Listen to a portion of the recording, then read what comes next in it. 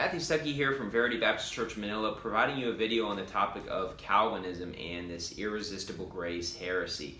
And so in Hebrews 4 verse 16, the Bible reads, "Let us therefore come boldly unto the throne of grace, that we may obtain mercy and find grace to help in time of need." And so here in Hebrews 4, you see that it says you should come boldly onto the throne of grace. Now, if this is something that was automatic, that you would just yield to God's grace in all situations, and if He calls you, you'll accept it, then why is it that He proclaims, hey, let us come boldly onto the throne of grace? He's basically saying, please do this. Come boldly onto the throne of grace. If it's irresistible, you never even have to mention it. It wouldn't be something where you'd have to try to encourage or motivate people to come to the throne of grace. It would just be automatic.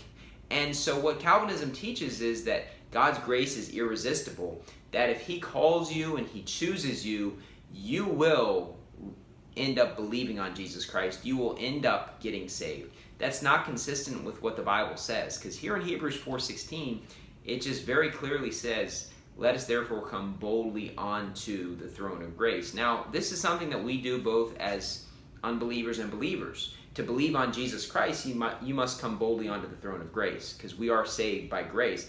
And as believers afterwards, every single day we get right with God, we come boldly onto the throne of grace. Okay, so salvation is one thing, but even on a daily basis, we come to God and ask for cleansing in our lives. We want to get close to God.